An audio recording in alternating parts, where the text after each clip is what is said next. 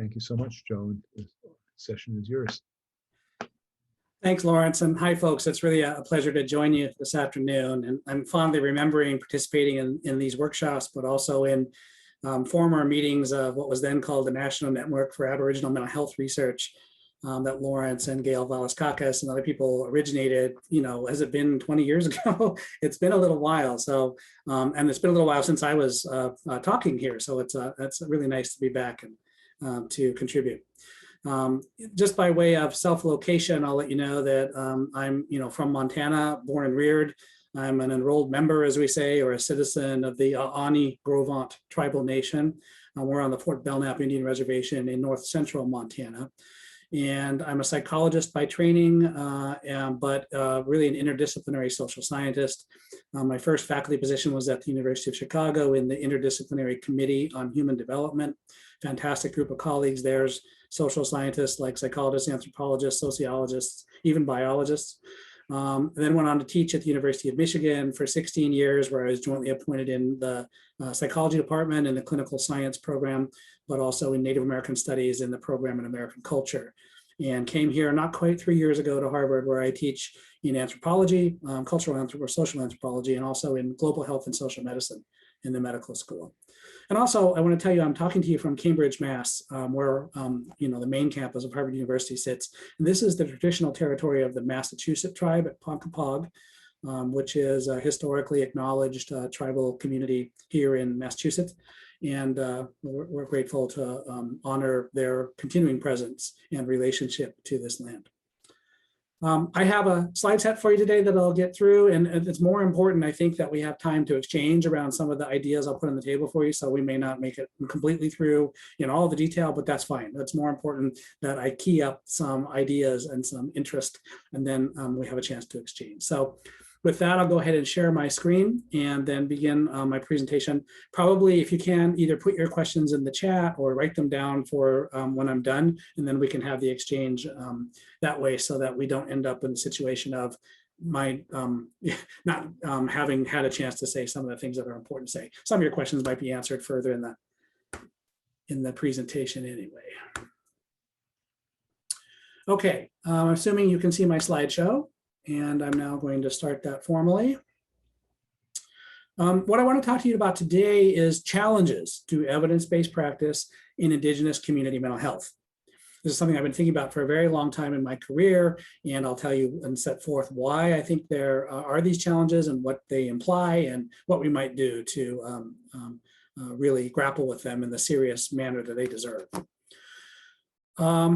By way of preparation for thinking and talking about these issues, I am a clinically trained, community engaged, culturally attuned research psychologist. So while I'm trained as a therapist, I don't practice therapy, in part because of the very things I'm going to talk to you about today. I've decided to go and do other kinds of things that have positioned me in academia, where I can do applied innovation and programming in ways that I'll talk about a little bit. My purpose today is to try to explain for you Indigenous community misgivings about evidence-based practice in mental health services. And of course, I'll explain a little more about what that means, although probably you've heard this term and are somewhat familiar. And the history of this particular presentation comes from years of doing American Indian mental health advocacy, both obviously in research and scholarship, but also in kind of policy and in communities and councils that try to advise federal government programming and so on. And as a member of the Society of Indian Psychologists, or SIP, here in the USA, we have some 300 members, students, native psychologists, non-native psychologists with interests and expertise. Any of you who are interested in joining the Society of Indian Psychologists can go to our website and feel free to join. Anyone is welcome. But in that capacity, I'm talking to you today, and I think I take over the presidency of our little club here in next week. So that's sort of the background here. Let me start then with an early career lesson. You're all aware, and I'm sure Lawrence has already talked to you a bit about the nature of disparities or inequities in mental health when it comes to Indigenous communities. I'm focusing in my work particularly on American Indian communities in the US. I know that the terminology in Canada is different. It's different in Alaska even in some instances. So, but in the context of the US, American Indian is the proper term, or a proper term, which I can discuss if you want to know more about that in the exchange. We have epidemic levels of distress in many of our communities, specifically high prevalence of trauma, substance abuse and suicide has been most solidly documented. And the mental health services that are available in our communities to remedy these issues are pretty deeply underfunded. When I first gave this presentation, it was like 40 cents on the dollar compared to other federal expenditures for people's health coverage. I think it's improved a little bit up to maybe 60 cents on the dollar, but still pretty deeply underfunded. And therefore, we have a large unmet mental health need. So you might imagine in the context of these inequities or disparities that with pronounced mental health problems on the one hand and underfunded community services on the other hand, the solution is simple. Let's simply expand mental health services. We need to fund them. We need to hire more providers and just make them more available, right? Well, there's a reason why early in my career it was conveyed to me that that might not be as simple a solution as it sounds. And it really began with work I undertook back on my own home reservation, the Fort Belknap Reservation in Montana, in which, in one of the very first projects I did after, getting on in my graduate student years, to undertake open-ended and discovery-oriented inquiry among some of my own people to try to understand in local terms how people construed the relationship between problem drinking, culture, and depression. So I was interested in bracketing all that I've been trained in terms of a clinician, in terms of my professional expertise, to instead try to understand from people themselves how they at home think about these issues. And I did interviews with an extended family across 2 different summers. But the most illuminating conversation I had was with an individual who chose in our work together to go by his Indian name of Traveling Thunder. And so a lot of what I will focus on next has to do with the words of Traveling Thunder as he reflected on these issues. And Traveling Thunder was not someone who was deeply engaged with or familiar with mental health services. In fact, I think that's why his interview was so interesting, is because instead of using the usual ideas and concepts and approaches that mental health professionals might consider, he instead offered what in medical anthropology is called an explanatory model for problem drinking, depression, and culture and coloniality that really was structured across 4 historical eras, as he recounted from me how these problems arose and what effects they've had and what needs to be done about them. So here in his explanatory model were these 4 historical eras. He talked about an era of pre-colonial existence in which, given his description, I labeled this as paradise, in which he talked about a perfect harmony and balance in Indigenous life, owing to a strict observation of custom, is how he put it. Custom and its strict observation enabled almost a paradise-like experience. But of course, that didn't last. We had European arrival and a period of colonial contact or conquest, in which the colonial subjugation was all about annihilating Indigenous custom. I mean, you're familiar with this with the residential schools up in Canada. And of course, the US invented that boarding industrial school model down here before exporting it your way. And this annihilation of Indigenous custom was the main consequence that he summarized of this colonial contact. This led to a 3rd historical era, the one in which there were kind of these post-colonial effects, an era of loss. And specifically, Traveling Thunder recounted how people lost a sense of purpose and identity, where they belong, how they're supposed to live, what's supposed to matter in the world, what we might refer to as a kind of psychological anomie. Anomie means no law or no norms, normlessness. And he specifically described the white man system as the pathogenic force in this instance, that coloniality or colonial subjugation and the imposition of the white man system was what led to these effects. Fortunately, he didn't think that that was the end of this cycle. He went on to talk about a 4th era, an era of post-colonial remedy in which cultural and ceremonial revitalization were really the order of the day. And he tracked this really to the rise of the American Indian movement or the Indian rights movement, the Red Power movement of 1969, 1970, which got underway. And this led, according to Traveling Thunder, to a return to Indigenous, especially sacred customs. And so you see here that in these 4 eras that he described, you start with almost paradise-like existence because of strict observation to custom, the disruption of that custom, the effects of anomie that lead to these problems like drinking and depression, but then a possibility for revitalization by returning to that custom. He identified a really clear pathological process. If I had time, I would show you his words that show this order. Cultural repression through coloniality, leading to this kind of anomie that then leads to substance abuse, depression, worthlessness, and suicide even. Interestingly, he offered very little elaboration of personal distress. He wasn't talking about individuals or stuff that's going on in people's minds and emotions and experience so much. He offered almost a relatively psychological account and offered no mention of biology in the way that we might think in the mental health professions, where there's talks of genetic predispositions and brain chemistry and family dynamics. He didn't talk about that stuff. Instead, he emphasized history, culture, and spirituality in this explanatory model. Moreover, he unpacked the whole idea of the white man system as being pathogenic, in which he identified colonization as the cause of indigenous distress, emphasizing systemic factors over intrapersonal factors, not what goes on inside a person, but what goes on in the setting in which we live. Shared community vulnerability, so not about individuals as much as the community. And I want to just call your attention to this concept that's pretty widespread that many of you have probably encountered, that's referred to as historical trauma, which I think this is in some ways a precursor to the explanation offered by historical trauma, but with, importantly, no reference to trauma, because trauma is a psychological concept and Traveling Thunder was pretty apsychological, as I said. So I think that has some interesting implications, which we can tease out later if you want. But it's very similar to historical trauma in other respects. Now, you might wonder, as I did, what then in this explanatory account is the relevance of psychosocial interventions in mental health services? Well, I asked him, I said, well, under what conditions then would you take a loved one who is going through a crisis and in great distress down to the Indian Health Service clinic on the reservation in the behavioral health unit and get some assistance for them? Well, he grew quiet in response to that. And he thought for 15, this felt like a long time before he responded quite soberly. And here's what he had to say. I guess it's like a war, but they're not using bullets anymore. They want to wipe us out, and therefore the Indian problem will be gone forever. But they're using a more shrewder way than the old style of bullets. If you look at the big picture, you look at your past, your history, where you come from, and you look at your future, where the white man's leading you, I guess you could make a choice. Where do I want to end up? And I guess a lot of people want to end up looking good to the white man. Then it'd be a good thing to do. Go to the white psychiatrists in the Indian Health Service and say, I'll go ahead and rid me of my history, my past, and brainwash me forever so I can be like a white man. I guess that'd be a choice each individual will have to make.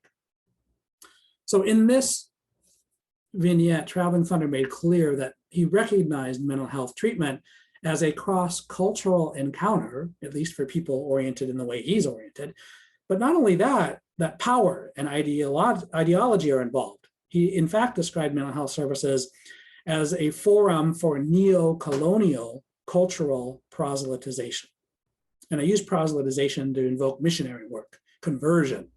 And I sometimes say, especially with other Indian psychologists who have worked very hard to get our credentials, that we might be missionaries for a new millennium in some respects if it comes to thinking about the cultural transactions that might happen in a therapeutic service delivery in the way Traveling Thunder's talking about it.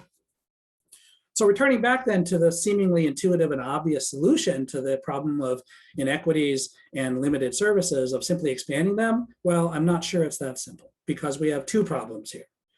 We have the problem of cultural difference in which, European Americans and Indigenous Americans have come from historically distinctive cultural settings. Those distinctive cultural practices persist, at least in part, in ways that you can document and point out. And the norms and routines and logics of the mental health clinic are not those of the Indigenous community. In fact, they're not those of many communities in the US, except for maybe the affluent suburbs or something. But cultural differences can be worked out when people meet together and have an interest. But the problem here is not just cultural difference, it's also the problem of cultural dominance.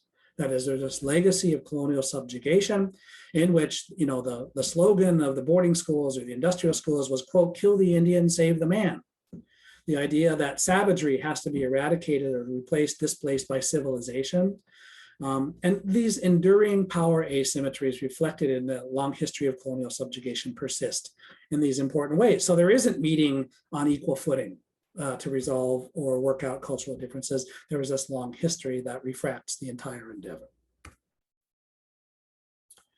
So that set up in my early career this tension between what actions we might take, but then a kind of running along beside or behind oneself to question and to challenge and to wonder about the ideological or colonial, neo-colonial elements that might inhere in just trying to do good through mental health service delivery. It's led me to want to think then about diverse therapeutic traditions. So, one way in terms of the mental health professions, we think about therapeutic traditions has to do with the current concern about evidence-based practice, EBP, which is, in this context, concerned with mental health therapies. We need to acknowledge right at the outset that all therapies are themselves human artifacts, human creations, expressive of and reflective of human modes of life. And therefore, the comparison of therapeutic logics or rationales can be really illuminating around what are the assumptions and orientations that undergird therapeutic approaches. And it behooves us, I think, to take stock of these. This picture here, I found it in the New York Times. It's a psychoanalyst in New York City. So that's what's going on here with the couch and the old guy there. Professional mental health treatments, let's start with those. This is pretty cursory because presumably you're kind of familiar with this. Mental health professionals offer psychosocial and psychopharmacological interventions, evidence-based practice, and I'm drawing here on Kasdan, who is an eminent psychologist. So because I'm a psychologist, I follow this most closely in the profession of psychology. Has been referred to as really this three-legged stool, that there are three components to evidence-based practice. There's the best available research evidence, which, I'm glossing a little bit, but it will be helpful to us to think about empirically supported treatments, or rather just evidence surrounding efficacy and utility of particular treatments. That's one leg. The other leg is client values and preferences, including cultural orientation and so on. And the third leg is clinician expertise. So the idea is evidence-based practice is a stool that sits on all three legs. But what there is dispute and debate about whether the first leg, research evidence, is longer than the other two legs or is more important than the other two legs. And that's where there's really quite a rift or quite a bit of tension in the profession around how important research evidence is for interventions for appropriate professional practice. So let me just briefly review, empirically supported treatments or evidence-based treatments with you a little bit. These in psychology in the past have been really those treatments that have demonstrated experimentally that they have causal efficacy for reducing symptoms and improving pump function for people diagnosed with certain problems in randomized controlled trials, sometimes in quasi-experimental trials. But in any case, the importance is causal efficacy. And the idea here is that once you have that, which addresses the question of can this treatment work under ideal conditions, you need to be able to replicate that across additional studies because no one study is never enough. And then you want to expand it if you've got continuing evidence there to effectiveness trials, which are more real world, less artificial. Go out to the big healthcare system, see what happens when real world clinicians try to deliver this and collect data to find out how well it generalizes. This becomes more about the question of, does it work in real world practice? Not can it work in ideal conditions, does it work in the real world? And if you continue to show good evidence for that, then you want to incorporate this into professionally based clinical practice guidelines that then get posted and promoted and that therapists and clinicians can consult to know what they should do for different kinds of problems. And you engage in this large dissemination and implementation effort. Why is there this concern? Some would say an obsession with evidence-based practice in mental health. Well, there's a sequence of reasons. First of all, the need for mental health treatments frequently eclipses availability. Most people with mental health problems in the United States do not get treatment for mental health problems. They certainly don't get treatment from a mental health specialist when they do, except in small percentages. So there's a great deal of more need than we can currently service. Many mental health treatments have not been rigorously evaluated. So there is all kinds of ways that therapists do things or that treatments are invented and circulated that haven't been rigorously studied. Obviously, clinicians believe that their treatments work best. If they didn't believe that, they wouldn't do it, right? And clinician beliefs can be mistaken about efficacy. In fact, some treatments, despite all the good intentions of clinicians who promoted and practiced them, have been shown to cause harm. And some examples of that, say from the 1990s, facilitated communication for kids with autism was thought to untap the person trapped within. And some were geniuses, but just couldn't communicate without this facilitated communication. And in fact, that was debunked once it was formally studied. Or the epidemic of multiple personality disorder through recovery of repressed memories of childhood sexual abuse that then was attributed to satanic cult abuse and UFO abductions. You know, it's sometimes when these things really get out of hand that they start to be studied, and then you find out that, oops, people made a lot of mistakes. So, you know, this gives rise to the call for a kind of credentialed knowledge. It's one thing to credential a professional and a provider. It's another thing for the knowledge that they espouse to be credentialed as well. And that's the need for this research and this science, according to the evidence-based practice commitment. There are some implications that follow from an evidence-based practice that centers research evidence in this way. The approaches or techniques used in therapy tend to be more standardized over time. The goal is to reduce the wide array of stuff that clinicians might be doing to get them to use stuff that has good research behind it. Efficacy is frequently seen to depend on technical mechanisms, techniques that, you know, there's a therapy script in a manual that we can follow. And the idea is, you know, a treatment that's been tested, it's the treatment that is making the difference, not the person so much. And clinicians who are expert need to be able to use the techniques in an appropriate fashion. The therapists, in fact, are at least roughly interchangeable. That's not to say therapists don't matter, that the, you know, the empathy and the skill with a, you know, all of that matters, but still the technical stuff is supposed to be what matters. And so different therapists could come in and do the same treatment and still have a good effect. Therapist expertise, therefore, is comprised of this technical proficiency, but also client tailoring. Like every therapy that a clinician offers to a client is tailored to that person. And, you know, so the question is how on the fly, you know, does a person need to be if you're working with a quote culturally different or something like that. But client tailoring is part of the job. In the end, fidelity to technique in this view is more important than client tailoring in terms of what matters as expertise. You're just expected to be able to do the client tailoring. It's the technical stuff that's the substance of what you get trained in and what gets measured and evaluated and so on. It's an emphasis then on the technical over the relational, I'll say here, just for purposes of making a contrast in a moment. Let me now tack toward indigenous therapeutic traditions, which are extremely diverse. So it depends on where you go and as to what happened there, but there are some higher order commonalities. And for that purpose, I just want to give you one illustration. As an example from the Northern Plains Lakota community. And I'm drawing it from this book called The Price of a Gift. This book itself is a gift.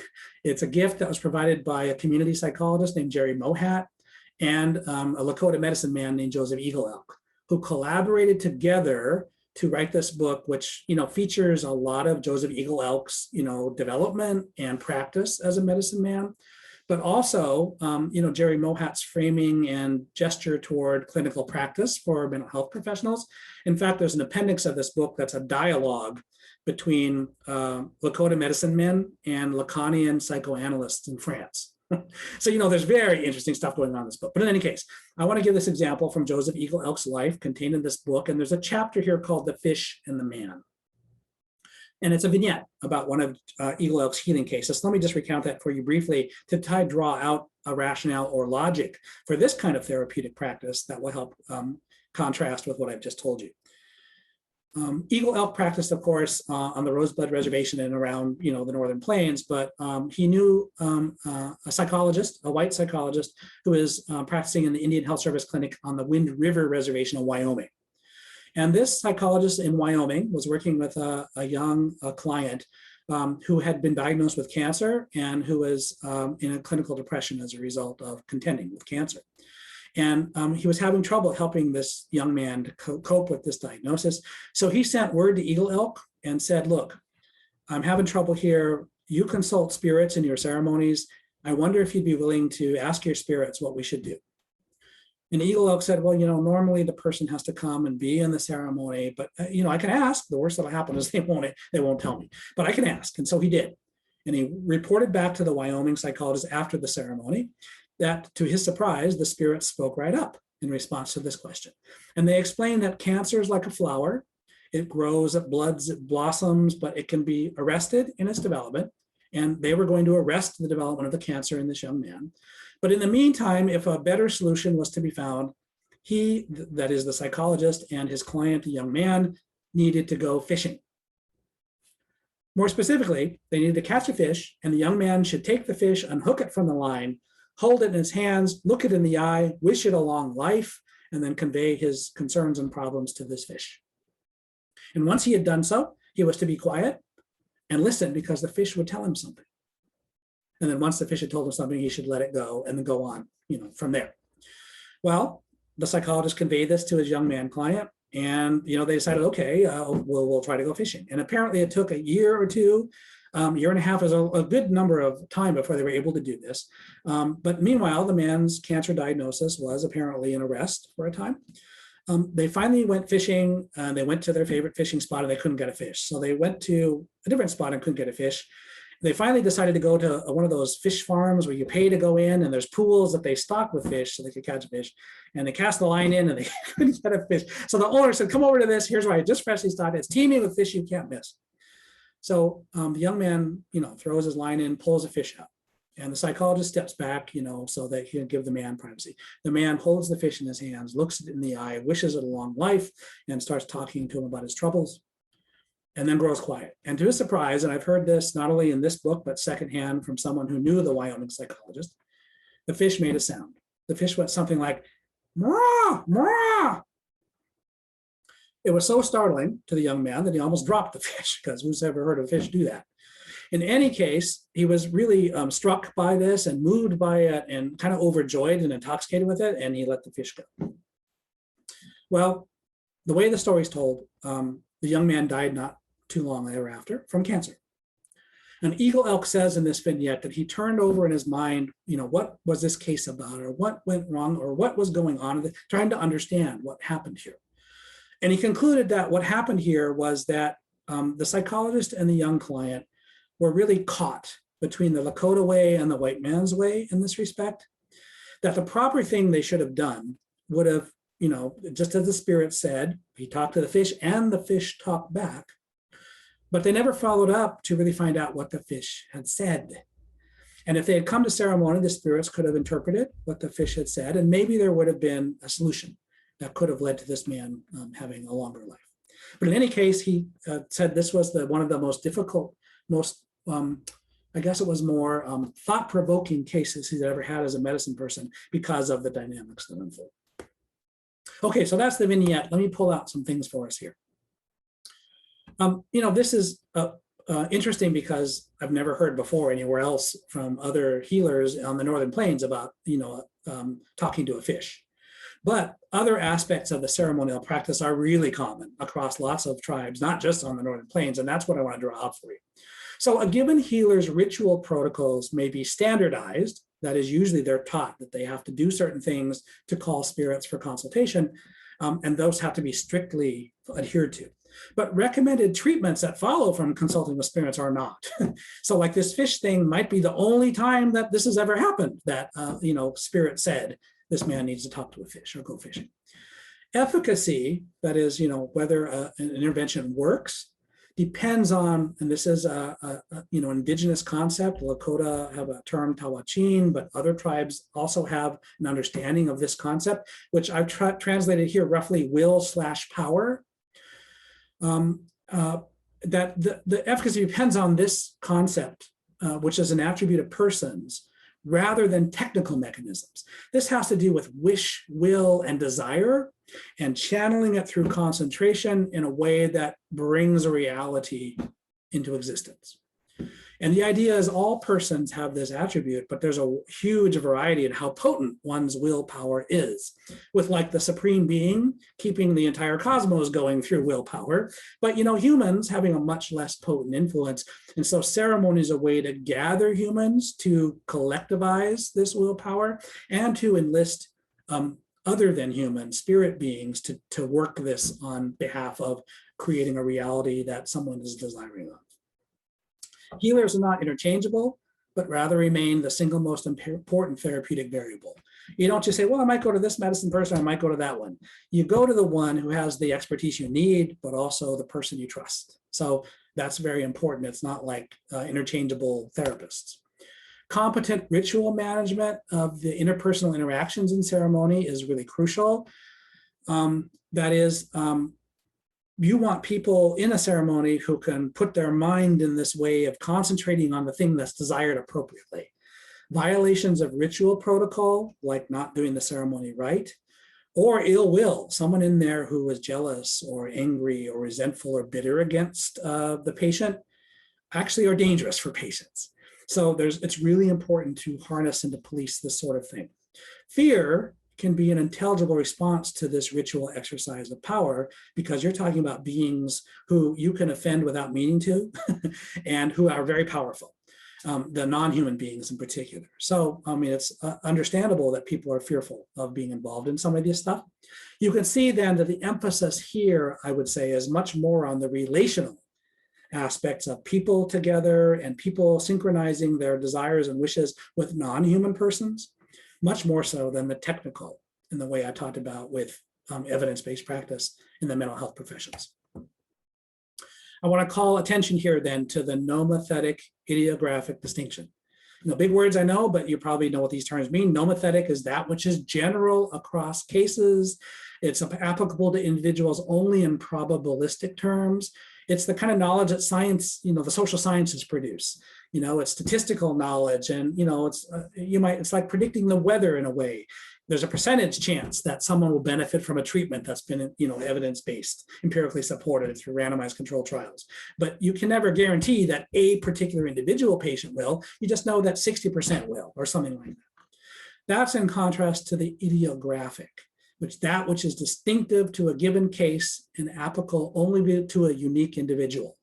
That's this individual person in this instance, which in all his or her uniqueness.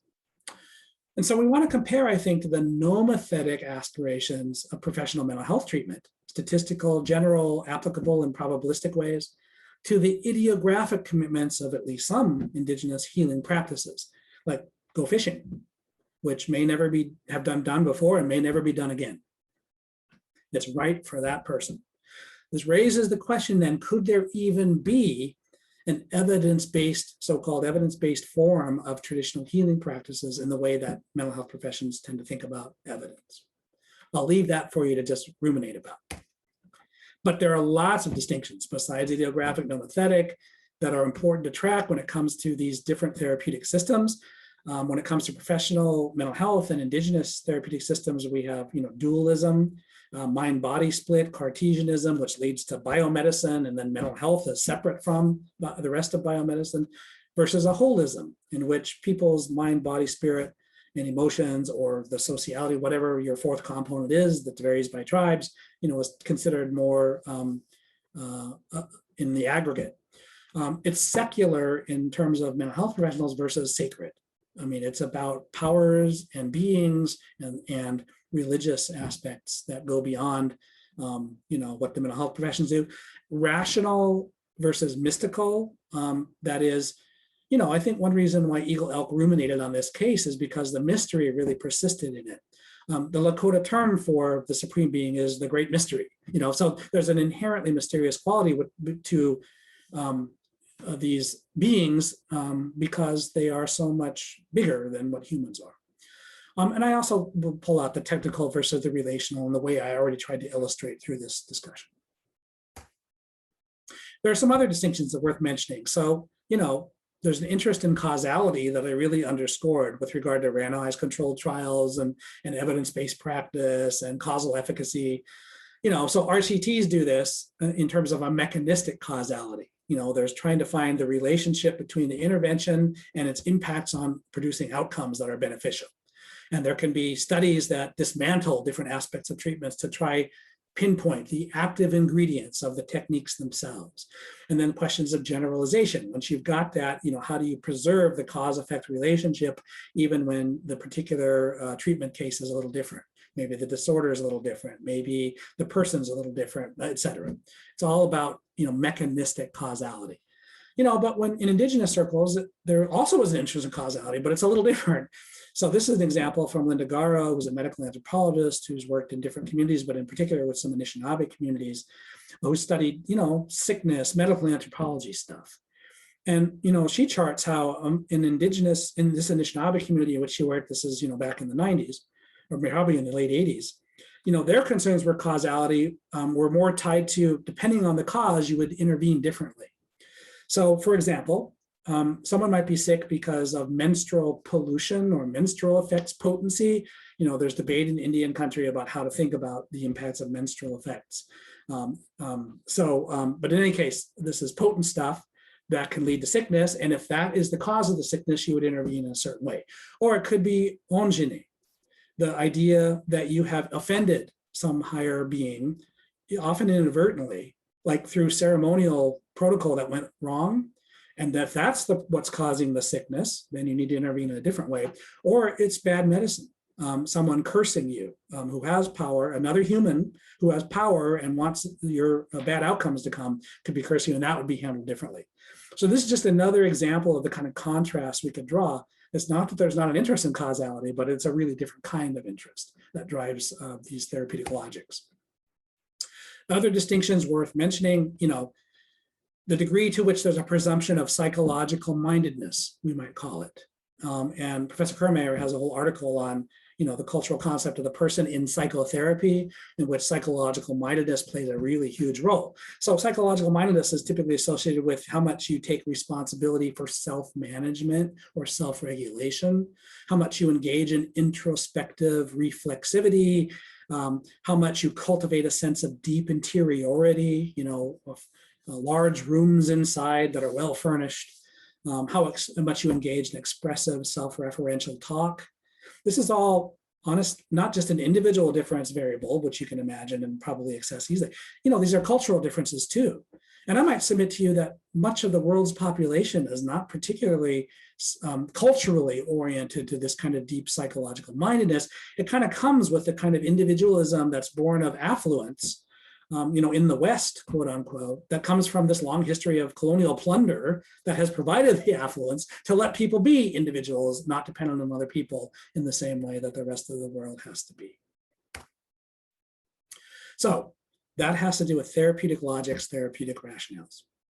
Now I want to shift into a third round here that talks about an alternative or alternative science. So first of all, there is an Indigenous community discourse about mental health concerns that I have encountered ever since traveling Thunder and in my entire career, everywhere I go in Indian country. It is distinct from, but parallel to, professional psychiatric discourse. And so I think it's interesting then to draw out what those parallels are, even as this Indigenous discourse contests and recasts many of the key concepts and assumptions and approaches of professional mental health discourse. It's evident everywhere one goes in Indian country, and if you've spent time in Indian country, around mental health stuff, you'll probably recognize some of this. But I'm referring to it as a science to call attention to the historical contingency and the cultural relativity of the commitments of the so-called psi disciplines. The psi disciplines are psychology, psychiatry, psychoanalysis, psychotherapy, all that psi stuff that was born of the transition to modernity, starting a couple hundred years ago, but really taking shape in the 20th century. Freud being a huge important force in modernizing us in this respect. So by calling it a science instead of the normal SCIENCE, I'm calling attention to its historical contingency and its cultural relativity. But there are four domains I really want to briefly draw out for us today because we don't have enough time to go in depth. Distress, well-being, treatment, evaluation. Four domains in mental health we want to be concerned with, and I want to draw out this alternative science for you so you can appreciate what I'm talking about. Here's domain one, distress. When it comes to this Indigenous alternative science, we're not talking about DSM disorders, which there are 150 or so of these disorders listed in the DSM-5, which is going through a text revision right now. These tend to be radically decontextualized. So like, you can be diagnosed with clinical depression, even if you've had loss of a loved one recently. You can be, diagnosed with substance use disorders, even if your society has been subjugated and collapsed as a result of conquest. So, these things are about the disorders and a person who has a disorder more so than in a setting in which whether the setting is conducive or not to well-being is not really so considered. They tend to be selectively incomplete. So if we think about like post-coloniality, we might wonder about more disorders of rage. What does that mean or look like, especially if, quote, lateral violence, unquote, is involved? What about disorders of identity, which I think is what a lot of people would say is going on in Indigenous communities in important ways, in the way Traveling Thunder talked about anomie. And measurement issues. So, and the best epidemiology that's been done for mental health in Indigenous communities, at least here in the United States, major depression was a huge confound for people to try work out what's going on, because the rate seemed so low that the epidemiologists couldn't believe that they were getting an accurate rate. But this involves a clear assessment of timeframes, most of the day, nearly every day for 2 weeks or longer, and temporality is handled differently in different diverse cultural orientations. So internalizing disorders have been shown to be low in general in any of these epidemiological studies. And the question is it true that Indigenous communities just experience less internalizing disorders, or is there something about the measurement that's failing to capture them properly? So that's DSM disorder. Those are not really the focus in this Indigenous alternative. Instead, it's historical trauma. And again, probably you've all heard of historical trauma. This is a radical recontextualization of what we think of as mental health concerns. I think of historical trauma as a wedding of two familiar concepts: historical oppression and psychological trauma. Both of these have their own histories and probably you're aware what they are, but you put them together and you really get what's been described as historical trauma. And, Will Hartman, one of my former students, and I really laid out in trying to describe how proponents were describing historical trauma, the 4 C's of historical trauma. That is, it's colonial in origin, it's collectively experienced, it's cumulative across different kinds of adversity over time, because colonial subjugation is usually not a once and cross-generational, really important. It's ancestors to descendants. These are the markers of what has been described, at least for Indigenous mental health, as historical trauma. And again, I would refer you to Traveling Thunder's explanatory model, which is, a lot of this, except for not the psychological trauma part so much. So everywhere we go, people are talking about historical trauma. That's the frame, that's the assumption, that's the explanation for the mental health problems in Indian country. And that's why I say the alternative discourse is about historical trauma. Second domain, not just distress, but well-being. How is well-being different? Well, first of all, when it comes to the mental health professions, our ideas of well-being tend to be more tacit because we're trying to help people with problems. So we work out the problems in great detail, but we don't really spend a lot of time thinking about what the aspiration to well-being looks like. Well, let me just say, for Indigenous communities, I don't think it's usually neoliberal individualism, which I think is one reigning orientation to selfhood in modern life, in which free agents navigate free markets in autonomous pursuit of happiness and wealth. And I don't think that's what's going on in most of our, reservation and reserve communities. Instead, it's a more relational form of selfhood, which depends very heavily on kinship rules and obligations. In fact, in my community and many communities I know, you don't even refer to your relatives by their names. You refer to them by the kinship term in your everyday talk, so those kind of things. It's also a responsibility to inform your non-human relatives, whether, that's landforms or what have you. And I think it's this relational selfhood that actually configures emotional experience and expression in ways that are more social, more collectivist, or more interdependent. So, the famous Paul Ekman psychologist who, had the 6 basic universal human emotions: sad, mad, glad, that kind of thing. I think in Indian country, it makes sense to also, or maybe even primarily, consider social emotions like compassion, or what we label in my community at least as pity, respect, loneliness, which Teresa O'Neill, the psychiatric anthropologist, detailed in very much description with the Salish Flathead community as opposed to depression, jealousy, pouting, hostility, suspicion, resentment, love, contempt. These are emotions that have that social component to it that I think reflects this ideal of a relational selfhood more so than some of those decontextualized emotions that psychologists have often talked about. So even well-being looks different. How about treatment?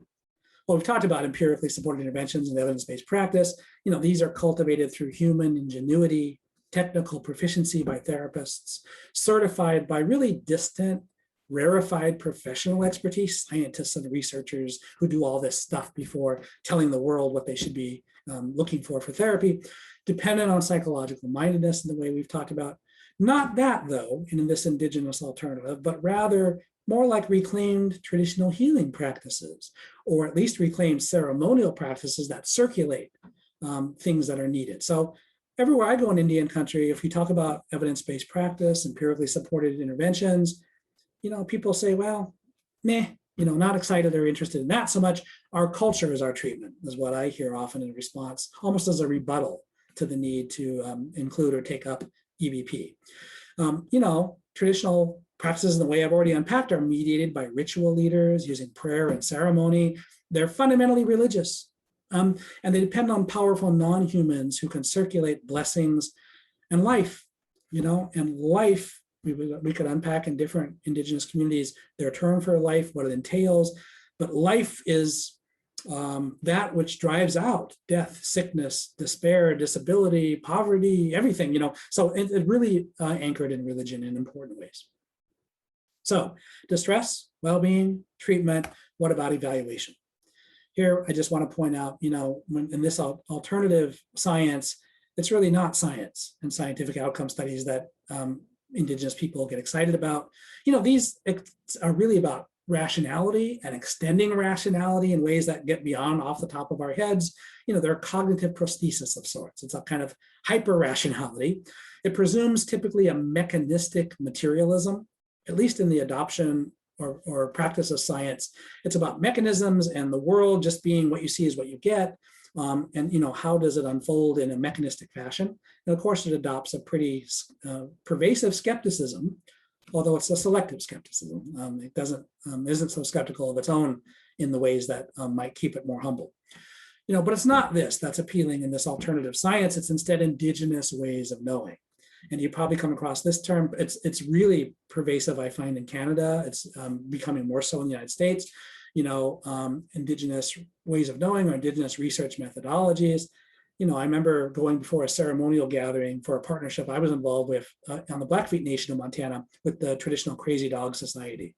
And when I told this ceremonial gathering, we were trying to do a study of an alternative to addiction treatment that would be based on Blackfeet therapeutic ideals, that we wanted to evaluate it because the scientific world did not know that participation in cultural and sacred activities could remedy addiction. And they burst out in raucous laughter that must have lasted 30 seconds. They thought it was utterly preposterous that they didn't know that this could remedy addiction. In fact, what they said is every single person living or seated in this ceremony is living testimony to the ability of these traditions to remedy addiction. So that really referenced, I think, the authority of narratively conveyed personal experience.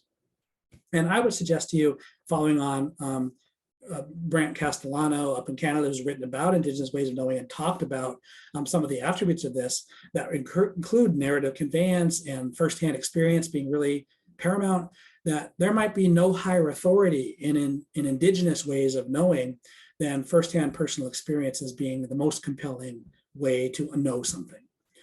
And I think that could give rise to, in contrast to evidence-based practice, what people down here like Holly Echohawk and others have described as practice-based evidence, which does come from practitioners engaged in activity that should be taken and considered as evidence in its own right in ways that can give license to alternatives that may not have been studied in the usual scientific way.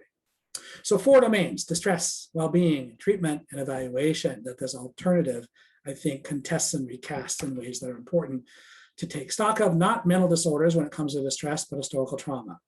Not neoliberal individualism as the foundation of well-being, but relational selfhood. Not empirically supported interventions for treatments, but reclaimed healing practices.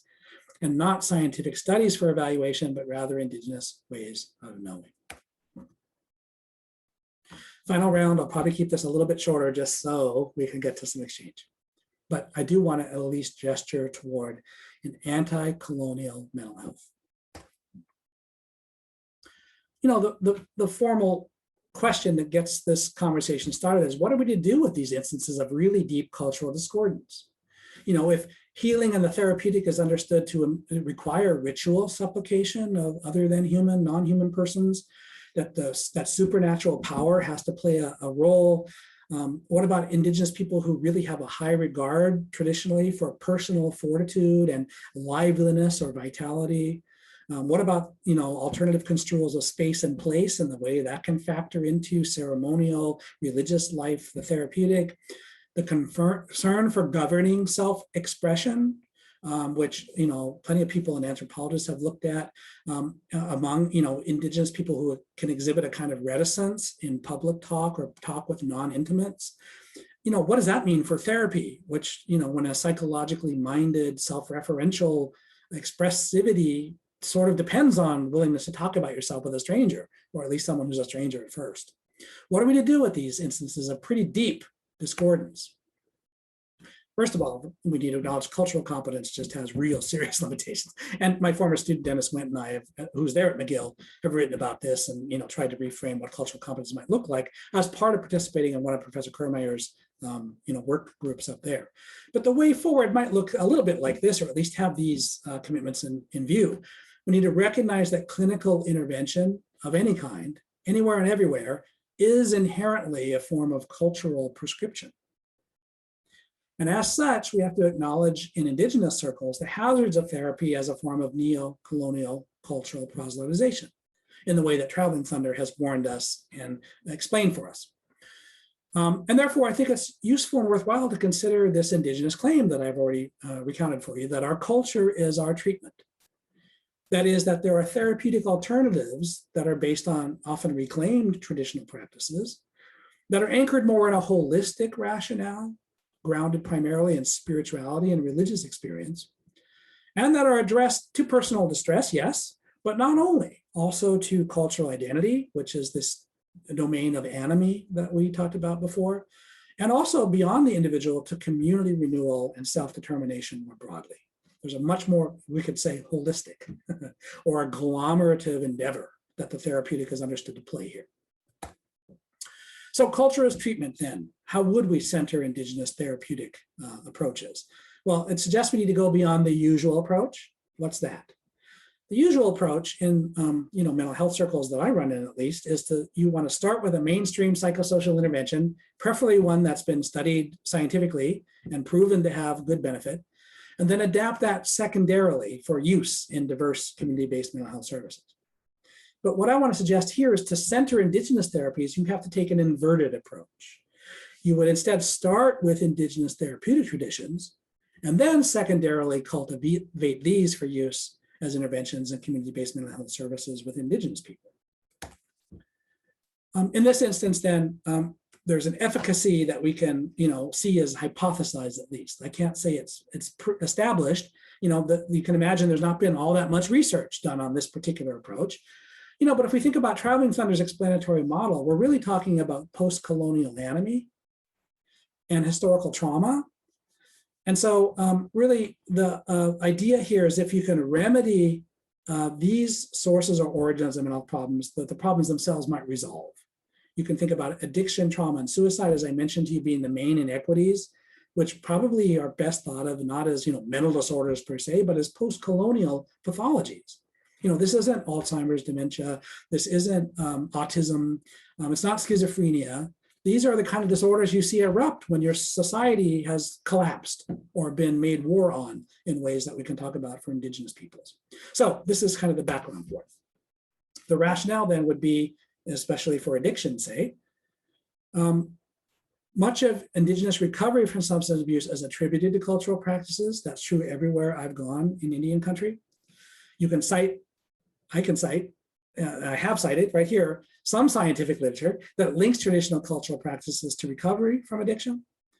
And we can acknowledge, I think we're all aware, have encountered people in circumstances for which a dramatic, we could call it existential reorientation or a spiritual awakening, whatever language you prefer, can yield rather dramatic transformations in a person's purpose, motivation, spirituality, and their social networks. I think of people who've had dramatic conversions to evangelical Christianity and they're born again and their lives are completely turned around. That's the kind of thing I'm talking about. And we should, I think, also ask, what's the distinction between the mechanistic approach of science and the mental health professions and meaningfulness? What would we prescribe as a rationale for taking stock of meaningfulness in these interventions, more so maybe than mechanism? So more foundational stuff. All right. In my projects I've undertaken with community partners, have tried to research this culture as treatment alternative in some key ways. So the Blackfeet Culture Camp is the one I mentioned, the Blackfeet Nation and their addiction treatment. This is one where I partnered with people in the addiction program there and invited them to come up with how to recenter addiction treatment on Blackfeet therapeutic tradition. They come up with the Blackfeet Culture Camp, which was meant to be in the summertime. It was meant to allow treatment clients to come participate in the way they thought of their traditional pre-reservation ancestors living. So when we piloted this for a couple of weeks, we went out into the bush, if you will. We set up teepees, and the first thing we did was have a pipe ceremony to inaugurate the proceedings. The next day, the first thing we did is go out further into the bush and build a sweat lodge and have a sweat lodge ceremony. So you can see that this was really anchored in the sacred and in the ceremonial, but there were lots of activities that this culture camp had that were completely driven by and even coordinated by members of this crazy dog society, not by treatment counselors or people who are trained in addiction. They were there on site because they have responsibility for their clients, of course, but this was not run by them. It was run by traditionalists who understood these things. And they had activities lined up and sequenced for the entire weeks that we were doing it. So that's one example. And clearly the logic here is that, ceremony and the sacred and connecting people to a broader community of which addiction is incompatible with those kinds of sacred practices, provides a way forward. In addition, a second project I did was with the Urban Indian Health Clinic in Detroit, in which they commissioned our team to develop, a really socialization program for urban Indians who are pretty disconnected from their ceremonial, traditional religious practices, to connect them to them. And so it was years in the making, but we developed this Urban American Indian Traditional Spirituality Program, which is really like a 12-session, built on the sweat lodge ceremony program that takes people who know nothing and tries to really orient them from the very basics. What is prayer? How do I pray? Who am I praying to? That stuff, all the way culminating into some sweat lodge ceremonies, which put together a lot of different otherwise, practices and components that can be done independently as well. So these are examples I'm giving you of what it means to try to develop in deep collaboration and partnership with Indigenous people alternative therapeutic approaches that can also be evaluated for outcomes that have to do with health and well-being. I think the question here, though, is what if community-driven treatment alternatives look nothing like psychotherapy? And let me tell you, these did not look anything like psychotherapy. There's no psychoeducation. There's no reflect on your interior life. There's no analyze your own behavior. There's no process your past family dynamic. None of the things you would find like in addiction treatment as usual. And so what if there are, in the end, irreducible trade-offs between the development of community-driven, we might say post-colonial interventions, and the design of portable, replicable, and scientifically evaluable interventions? What if you can't have both? Let me say, in terms of the politics of evidence-based practice, a few words, and then we'll wrap it up. I do think that Indigenous people offer really important lessons for the broader mental health world with respect to these issues, because in some ways we're the canaries in the coal mine. Because of our history of colonial subjugation and the adversity we've experienced, and the fact that we have traditions that we're trying to reclaim, a lot of issues come into play in our less numerous circles that then can spill out and generalize in lots of ways here and there and elsewhere to other communities. There are serious limitations of the evidence base for evidence-based practice.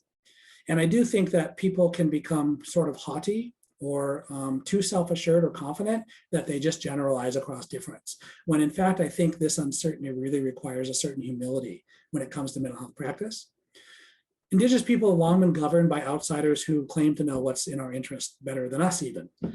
And so, you know, the idea that EBP can be effectively pushed by outsiders into Indigenous communities probably is not going to work.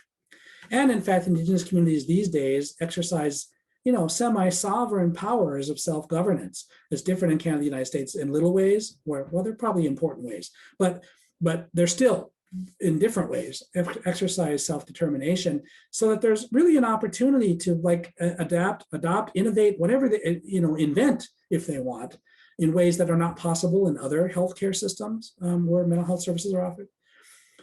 And most importantly, most advocates of evidence-based practice have not engaged the kind of concerns I'm talking about today. They aren't that familiar with them in this kind of depth, and they haven't really tried to respond or rebut these sorts of things or figure out what to do in light of them. And so that's why I think these lessons are really important to draw out and to try to publicize, because I think to have a respectful and effective dialogue, there has to be a recognition and awareness of these concerns. Let me quickly move to closing.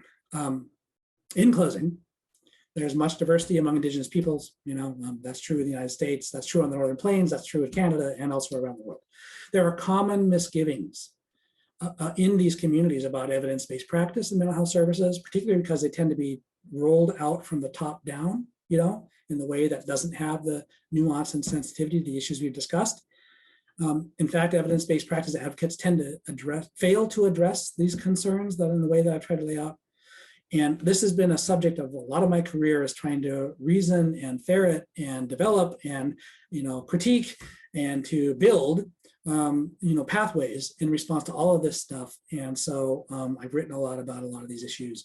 The stuff I've cited today and the stuff we're talking about can all be downloaded really free from my website here. So on that note, I'll thank you for being patient with this presentation. And let me stop sharing my screen so the slides can go away and we can have an exchange. Thank you.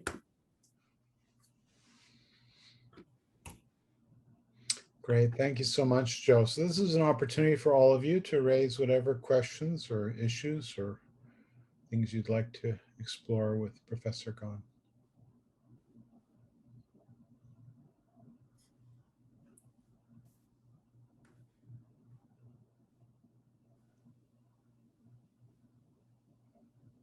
Go ahead, Sebastian. Yeah, feel free. Yeah. And raise your blue hand in general, so it's easy for us to see that you're waiting. So go ahead, please. I guess one of the things that thank you for that. That was really amazing. I guess one of the things that really struck me was the story about the young man with cancer who spoke to the fish. And I thought one of the things that stood out to me was all the parties in the story agreed that this person had cancer. And then what seemed to be at issue was the treatment or something, or like, let's explore other treatments. But I wondered if in the case of mental health, it's a more intense problem in some ways, because, and so I wondered if you could say more about kind of like what you think about the problem, like what are the predicaments, like, because here's, okay, like cancer, people agree in this story that there's cancer, but like, what are the predicaments facing people? And like, so there's not just a question of like going in with an intervention, there's already a framing of things as DSM disorders say, or something like that. Yeah. Yeah, great question. I think it's super important, and I do have some thoughts on it, and others might as well. Mental health is interesting. For one thing, out of all the DSM disorders, almost none of them have, you know, validated pathophysiologies where you can point to the actual causes and effects at some, you know, reductive biological level, which of course is what many psychiatrists and physicians want, you know. Because there's hope if it's reducible to that, maybe there's a pill that can fix it or something, you know, which would be wonderful for some of these conditions. But I think in mental health, we can draw upon, you know, some work by Ian Hacking, who's talked about categories of things that are indifferent to the meanings that humans make of them. And I would suggest to you cancer is one of those kind of things, versus categories of things that are interactive with the meanings that humans make of them. And I would suggest to you addiction is one of those. And in mental health, there are those. So I think, Alzheimer's and autism and schizophrenia, those are probably pretty indifferent to the meanings we make of them. It doesn't matter if you believe in them or not. They're going to have their impacts and affect how they affect. I'm not so sure that's the case with much of clinical depression, because a lot of the categories we use, there are probably multiple things we don't even know what they are, right? But much of clinical depression is probably interactive in important ways. That's true of addiction. That's true of trauma, I would say. So I think it depends on recognizing what categories of disorder or categories of things we're talking about, because if these interact with the meanings we make, then they are perhaps addressable by the meanings we make. And therefore, shifts in meaning making could be expected to alter or even remedy some of these as problems.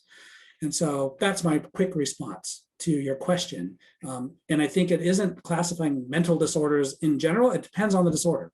And it depends on whether that disorder is even a disorder or multiple disorders, but you get the drift. Thanks.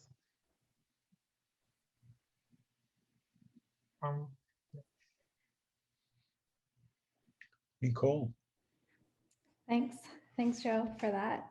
I actually have a question in relation to community-based mental health and just the idea of providing services, in terms of local or global. The landscape of community mental health work has changed. So oftentimes it's in a team of, interdisciplinary, intersectoral individuals working together from different areas. And also the funding landscape has changed. So my question is in relation to the evaluation of, programs, and specifically culturally grounded programs that you spoke about, ones that I'm familiar with in Jamaica with, looking at collective trauma and cultural connection as a way of healing and well-being. But how does one survive in this landscape of funding of evidence-based interventions and treatments, specifically working now in terms of intersectoral, interdisciplinary work, but continuing to use the same models of evaluation? Yeah, I told you at the beginning of the talk that I'm not licensed and I don't practice. And that's deliberate because the things that I'm care about, the things that I'm working on don't lend themselves to that. So the reality is that most people, everyday activities are structured by, their role and their pay. So I do think it's kind of limiting as a clinician or a provider to really do too much outside of the prescribed role and the limitations of practice that you inherit as part of a job. Having said that, I think there are the usual things that people talk about in terms of having a much wider range of experience and expertise and awareness about cultural difference and about histories of oppression and subjugation and what that might mean for patients. I mean, I think there's ways to be much more sensitive in the way that's, whether it's cultural competence or cultural humility or the different labels that come up, there is elasticity around the ability to be more effective as a clinician. But I'm always the first to say and to remind people in the Indian psychology world, that the ills of Indian country are not going to be remedied by mental health services. There's just no way. The problem is so much bigger and so much deeper and so much more pervasive that we have to be really realistic about the limitations of the things that we can do. And it depends on the role you're in and so on. So, I think when it comes to the interchangeable therapist, who, is hired to do, 40 hours of therapy a week, you've got your 50 minutes in the United States. That's 50 minutes and that's a billable hour and all this. That's what you do. And so you can work within the meeting you have with individuals to be more or less sensitive, to maybe refer more, to link to be thinking outside of the therapy box as much as in that relationship. But I do think there are real limitations, and I don't have, in my view, the opportunity for innovation is in these communities, Indigenous communities, that have so much more autonomy to innovate and control their own resources in a way. Now, they don't have plentiful resources by and large, but they control the resources they do have. And so they can set up a system in a different way or prioritize what the people they hire do in a different manner. And I think that's where the prospects for some of this might happen. For example, the Blackfeet Culture Camp, that was not really a fundable project in terms of the usual federal dollars that you can get there at CIHR, here it's NIH. I did apply to NIH for a grant to try to do that, and it wasn't even reviewed, So what had to happen for this to be realistic is the Blackfeet addiction program had to put some of its, I contributed resources from my university. They had to put resources into it too. So, but they cared enough that they did that. So, there are ways that there can be these innovations at that level, but I understand that that's not an answer that's very satisfying if you make your life as a clinician. And I don't know what to tell you about that, other than that there are, people like Professor Kermayer and others have a lot to say about what clinicians can do, but there just are limitations relative to the things I'm talking about today for what is possible in a 50-minute psychotherapy hour, when that's what you're paid to deliver in a way that's accountable to the funding agency. I think Nicole's also speaking not to the clinician role, but to the public health researcher role or to the advocate role, and what resources are available at that level in terms of mobilizing programs. But maybe some of the answers the same in the sense that certain kinds of community alliance may open doors, either of resources the community gets through another avenue or by going hand in hand with community partners to particular. Yeah, exactly. And I think Joe kind of answered partially part of that is I'm not a clinician.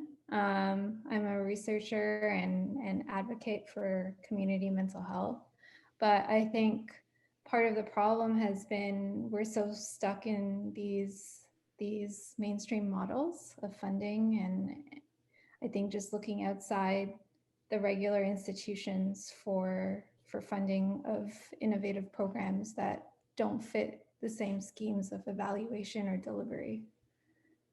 I don't know what that is though. I think if you're an academic, it's totally different and way more possible. Of course, it depends on where you are in academia. Like in the United States, if you're in the health sciences, that is a medical school or a public health school, you got to sing for your supper. They don't cover your full salary. Even when you're tenured, you got to raise money through grants and whatnot. And that creates a kind of pressure to get those federal dollars. And there are constraints that come with federal dollars. So yeah, arts and sciences is better, because your value in an arts and sciences faculty appointment is teaching. It's butts and seats. So you don't have as much time to do all the research stuff where that's all you do is chase grants and do projects. You have to teach and you have to do all the faculty stuff, but you have a lot more room to be flexible, and you can often access resources from in the universities to do innovative, unusual things. But I do think academic life is way better than trying to make your living as a clinician. And I do think it also depends on how wildly you're able to innovate while still getting whatever you need to do to pay your own salary. And there are people in the United States who are doing that effectively. I don't know that it's a ton. I also think that if you're not Indigenous yourself, to do so in an Indigenous community is a little harder. Getting harder, I think. So that's another thing to be realistic about. But I think, there are good, community-based participatory research, which I always like to say community psychology was doing that 50 years ago, but it became, maybe 20 years ago, I started to appear in public health and became now it's even NIH sometimes occasionally has funded something that involves community-based participatory research. That's a remarkable innovation that is a great precedent. Mm-hmm. All right, thanks, Joe. Last